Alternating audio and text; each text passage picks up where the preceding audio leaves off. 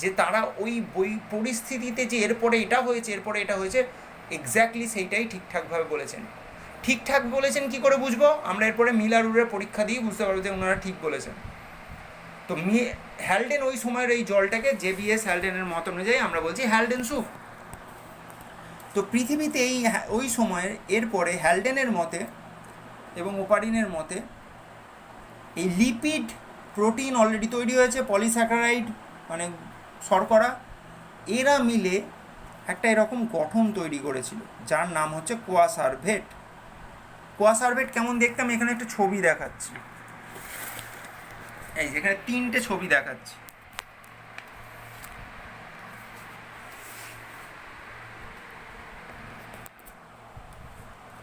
আগে প্রথম ছবিটা হচ্ছে কোয়াসার্ভেটের, এই যে প্রোটিন, লিপিড, কার্বোহাইড্রেট, আর এই যে একটা লেয়ার, এই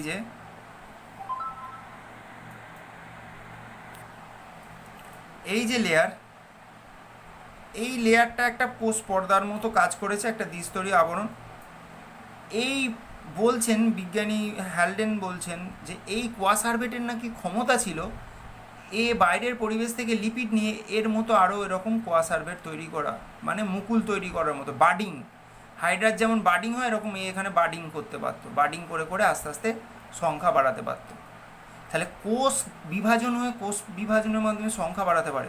তাহলে এই মলিকিউলগুলো, যেগুলো কিন্তু কোনো কোষ নয়, এই মলিকিউলগুলোর মধ্যে ওই প্রপার্টি তৈরি হয়েছিল যার ফলে এরা কিন্তু সংখ্যা বাড়াতে পারত। এটা একটা ইম্পর্টেন্ট ফ্যাক্টর। যদিও বর্তমানে কোয়াসার্ভেট মডেলটা গ্রাহ্য আর হয় না, কিন্তু যে মডেলটা বর্তমানে গ্রাহ্য কিছুটা হলেও হয় সেটা হচ্ছে এই মডেলটা, মাইক্রোস্ফিয়ার মডেল। মাইক্রোস্ফিয়ার মডেলের বক্তা কে ছিলেন? Sydney Fox. উনি কি বললেন? না, উনি বললেন কোয়াসার্ভেট তৈরি হয়নি, তবে উনি বললেন ওই রকমই গোলাকার কোলয়েড জাতীয় উপাদান তৈরি হয়েছিল, মলিকিউল একটা তৈরি হয়েছিল।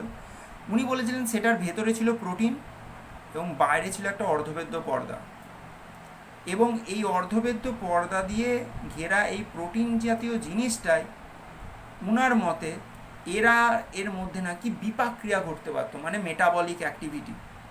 শুধু তাই না, উনার মতে নিজে থেকে বংশ বিস্তার করতে পারত। তো ফক্সের মতে এইটা তৈরি হয়েছিল, ওপারিন হ্যালডেনের মতে এটা তৈরি হয়েছিল। ওপারিনের মতে, হ্যালডেনের এখানে মতামত এইটা ছিল না, ওপারিন মেনলি। তো এই মতবাদটা বর্তমানে আর ধারণা করা হয় না, কিন্তু বিজ্ঞানীরা মনে করেন, বর্তমান বিজ্ঞানী নয়, এই ধরনের বা এর থেকে এই রকম জাতীয় জিনিসের মধ্যেই আরএনএ প্রথম প্রবেশ করে, এবং আরএনএ প্রবেশ করে জিনিসটা কেমন দেখতে হতে পারে এইরকম একটা গঠন হতে পারে, এবং এটাকেই ওনারা বলছিলেন আদি কোষ বা প্রোটোসেল বা প্রোটোবায়ন।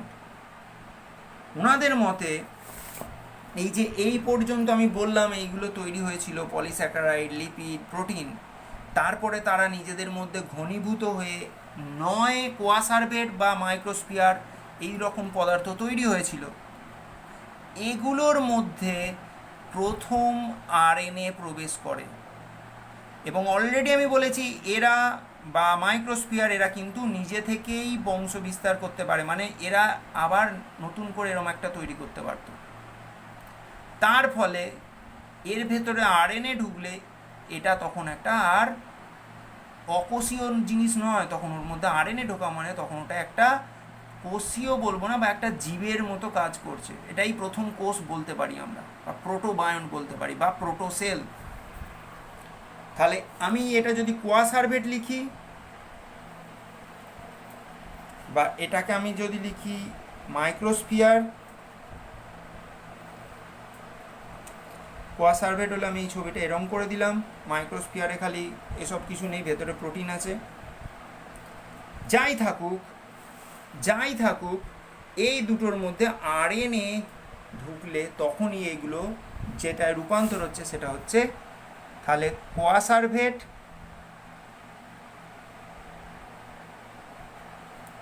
or microsphere plus RNA, DNA নয়, আরএনএ প্রথম তৈরি হয়েছিল, হলো আদি বা প্রোটোসেল বা এটা কি বলছি, প্রোটোবায়ন। তাহলে এইটা শুরু হওয়াটা পর্যন্ত হলো রাসায়নিক সংশ্লেষ। আমরা কেন বলছি, আচ্ছা আরএনএ কোথা থেকে এলো, আরএনএ এলো এই পর্যন্ত আমি নিশ্চয়ই বলেছি, মাথায় আছে আশা করি। এই জিনিসগুলো, এই যে পিউরিন পিরিমিডিন তৈরি হয়েছিল, জটিল জৈব অণু তৈরি হলো, সেখান থেকে পিউরিন শর্করা ফসফেট যুক্ত হয়ে আরএনএ অথবা ডিএনএ তৈরি হবে। আরএনএ মানে হলে এরকম দেখতে হবে একটা সিঙ্গেল এরম, আর ডিএনএ হলে এইরকম দেখতে হবে। তাহলে এই আরএনএ অর ডিএনএ, প্রথম তৈরি হয়েছে আরএনএ, পরে ডিএনএ। এই আরএনএ ওই সমুদ্রের ওই জলেই আছে, সেখানেই কোয়াসার্ভেট আছে বা মাইক্রোস্ফিয়ার তৈরি হয়েছে। মাইক্রোস্ফিয়ারের মধ্যে এই আরএনএ যখনই প্রবেশ করলো, অলরেডি বলেছি মাইক্রোস্ফিয়ার এখান থেকে আবার নিজের মতো মাইক্রোস্ফিয়ার তৈরি করতে পারে অঙ্কুরোদ্গম পদ্ধতির মাধ্যমে। অঙ্কুরোদ্গম মানে নতুন গাছ বেরোনোর যেমন হয় কতটা, সেরকম আবার একটা এরকম মাইক্রোস্ফিয়ার তৈরি হবে, আবার এখান থেকে আর একটা মাইক্রোস্ফিয়ার তৈরি হবে। তাহলে এই মাইক্রোস্ফিয়ারগুলোর মধ্যে যখনই আরএনএ প্রবেশ করছে, তাহলে এরা তখন কোষের মতো কাজ করছে। কেন কোষের মতো? কারণ এরা নিজেদের মতো একটা করে সংখ্যা বাড়াতে পারছে, কোষ বিভাজনের মতো। তখন এটাকে আমরা বলছি প্রোটোসেল বা আদি কোষ। এবং এই পর্যন্ত ইনসিডেন্টগুলো হলো সব কেমো সিনথেটিক থিওরেমের উদাহরণ। এই প্রোটোবায়ন বা আদি কোষ তৈরি হওয়ার পর এই প্রোটোবায়ন আস্তে আস্তে প্রোটোভাইরাস তৈরি করেছিল। আমরা অলরেডি জানি ভাইরাস হচ্ছে জীব ও জড়ের মধ্যবর্তী পর্যায়ের ব্যাপার। তাহলে প্রোটোভাইরাস থেকে ভাইরাস তৈরি হয়েছে, এবং সেখান থেকেই বিভিন্ন পদ্ধতির মাধ্যমে, আমরা অনেকে বলে ইনভ্যাজিনেশন প্রসেস,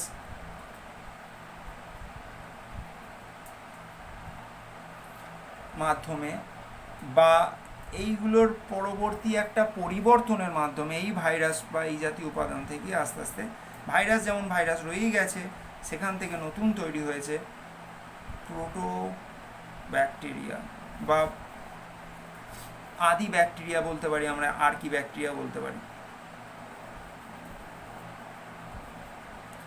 এই ব্যাকটেরিয়াগুলোর মধ্যে সবাই ছিল রাসায়নিক সংশ্লেষকারী। রাসায়নিক মানে কিছু কিছু, যেমন রাসায়নিক সংশ্লেষকারী মানে যারা, যেমন সালফার ব্যাকটেরিয়া, এরা নিজেদের দেহে সালফারকে ইউজ করে ফটোসিনথেসিস করতে পারত এবং করার মাধ্যমে নিজেদের দেহে ফ্রুট প্রোডাকশন করতে পারত, তাই রাসায়নিক সংশ্লেষকারী বলছে। এবং এরা আস্তে আস্তে তৈরি থেকে, এদের মধ্যে থেকে আস্তে আস্তে তৈরি হলো এখান থেকে কিছু নীলাভ সবুজ ব্যাকটেরিয়া, যাদের আমরা বলছি সায়ানো ব্যাকটেরিয়া।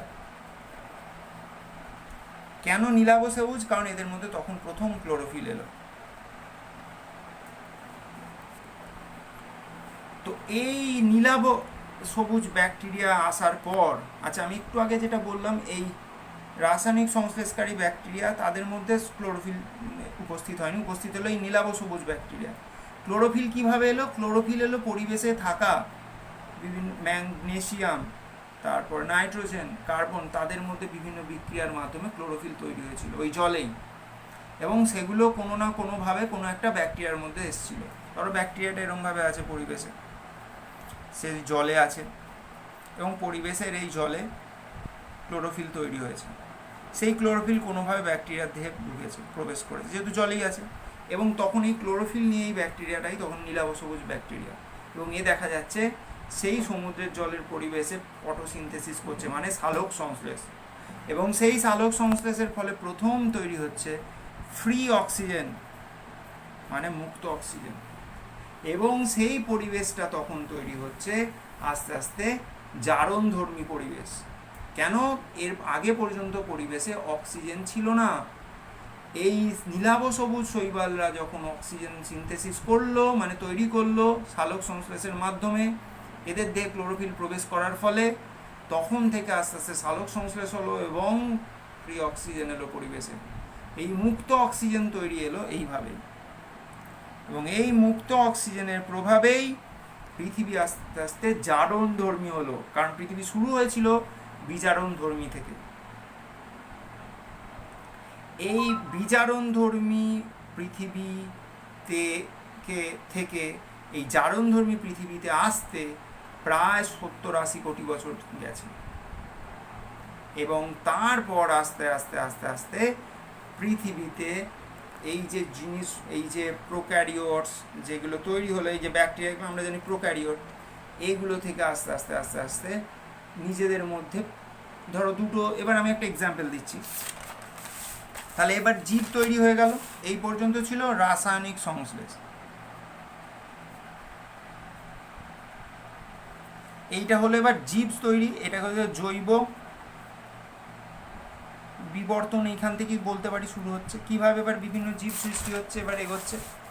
ধরো আমি একটা এক্সাম্পল দিই, ধরো এরকম দুটো ব্যাকটেরিয়া, এই দুটো ব্যাকটেরিয়া যদি পরস্পর যুক্ত হয়ে যায় কোনোভাবে, তাহলে পাশে আরও দুটো ব্যাকটেরিয়া ছিল, তাহলে 4টে ব্যাকটেরিয়া। এটাকে আমরা বহুকোষী একটা জীব ভাবতে পারি তো, 4টে কোষ একসঙ্গে যদি থাকে। এবং এইভাবেই বিভিন্ন জীব পরস্পরের মধ্যে যুক্ত হয়ে বহুকোষী জীব সৃষ্টি করেছিল, এবং এইভাবেই আস্তে আস্তে তৈরি হয়েছিল পরিফেরা। এবং আমরা তো জানি পরিফেরা, নিডেরিয়া, এরকম, এগুলো আর আমি এখন বলছি না, নিডেরিয়া এগুলো 9-এর পড়া। তাহলে এইভাবে এবার জীব সৃষ্টি হয়ে গেল। এই জীবগুলো এবার আস্তে আস্তে কীভাবে পরিবর্তন হয়ে এখনকার এত রকম জীব এলো, সেইটা এবার অভিব্যক্তির ঘটনা। কিভাবে এলো, আমরা কিভাবে এলাম, সেগুলো এবার আমরা আলোচনা করব। তাহলে এই পর্যন্ত হলো পৃথিবীতে প্রাণের সৃষ্টি। এই প্রাণের সৃষ্টির ব্যাপারগুলো আলোচনা হয়েছে। প্রাণের সৃষ্টির পরে পৃথিবীতে প্রোক্যারিওটস আসার পর কিভাবে এই ব্যাকটেরিয়া এলো, এবং তারপরে সেখান থেকে প্রোক্যারিওট থেকে আস্তে আস্তে এই বহুকোষী জীব বা ইউক্যারিওটস এলো। ইউক্যারিওটসের মধ্যে আমরা উদাহরণ হিসেবে ভাবতে পারি অ্যামিবা, প্যারামিসিয়াম, এরা সব ইউক্যারিওট। এরাও এককোষী, এরাও ওদের থেকেই সৃষ্টি হয়েছে একটু পরিবর্তনের মাধ্যমে। এবং তারপরে এলো বহুকোষী জীব, যেমন পরিফেরা, তারপরে নিডেরিয়া। এবার এদের বিবর্তন কিভাবে হয়েছে পরপর এরা যেমন পৃথিবীতে এসছে, আমরা সেগুলো তো আলোচনা করলাম। আমরা যেটা এবার জানবো সেটা হচ্ছে মিলার আর উরের একটা পরীক্ষা। আমি ছবিটা রাখছি না, বইয়ে প্রত্যেকের আছে, আমি এক্সপ্লেন করছি কেন। উনারা এই যে আমি এতক্ষণ এত কথা বললাম যে এই ঘটছে, এই ঘটছে, এই ঘটছে, এগুলো তো সবই কোনো মানুষ দেখেনি। কিন্তু প্রুফ কী করে হবে? প্রুফ ছাড়া তো বিজ্ঞানীরা কেউ মানবে না। তো প্রুফ মিলার আর উরে দিয়েছিলেন। কিভাবে? ওনারা একটা পরীক্ষা করেছিলেন, এই হচ্ছে তাদের পরীক্ষার সিস্টেম।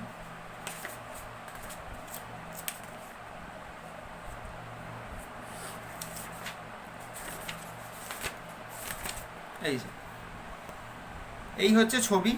এই ছবিটা একটু গন্ডগোল বলবো আছে, এইটা একটু ছোট হবে রিলেটিভলি, এটা এর থেকে অনেকটাই বড় হওয়ার কথা, এটা অনেকটা ছোট আছে। এই ছবিটা সবার বইয়ে আছে, আমি আর আঁকছি না। ছবিটা কি আছে? ছবিটা এই ফ্লাস্কটায় আছে অ্যামোনিয়া, মিথেন আর হাইড্রোজেন। হাইড্রোজেন যতটা থাকে, মিথেন আর অ্যামোনিয়া তার থেকে দ্বিগুণ থাকে। অর্থাৎ মিথেন, অ্যামোনিয়া আর হাইড্রোজেনের অনুপাত হচ্ছে 2:2:1। আর এখানে এমনভাবে টাংস্টেন তার দিয়ে দুটো কানেক্ট করা আছে যে এখানে বিদ্যুৎ স্ফুলিঙ্গ হলে যেমন টেম্পারেচার হয়, সেই রকমই এখান দিয়ে ইলেকট্রিক দিয়ে সেরকম টেম্পারেচার তৈরি করা হয়, যে তড়িৎ স্ফুলিঙ্গ। তার ফলে এখানে অনেক হাই টেম্পারেচার তৈরি করা হয়। কতটা হাই? ওই পৃথিবীতে ওই 450 কোটি বছর পর ওই 1000 ডিগ্রির যেমন টেম্পারেচার ছিল যখন থেকে সব এরা তৈরি হওয়া শুরু হলো, প্রায় সেরকম টেম্পারেচার করা হয়। আর এইখানটায় এই যে জায়গা, এখানে জল দেওয়া আছে, আর এর নিচে এটা বুনসেন বার্নার, এটা দিয়ে গরম করলে এই জলটা ফোটে। জল ফুটলে আমরা জানি বাষ্প হয়, সেই বাষ্পটা এই নল দিয়ে গিয়ে এখানে আসে। তাহলে জলীয় বাষ্প, তার সঙ্গে এই উপাদানগুলো, গ্যাসগুলো মিশছে, আর এখানে তড়িৎদ্বার দিয়ে আমরা ওই রকম হাই টেম্পারেচার তৈরি করছি যাতে রিয়্যাক্ট করে, মানে রিয়াকশান হয়।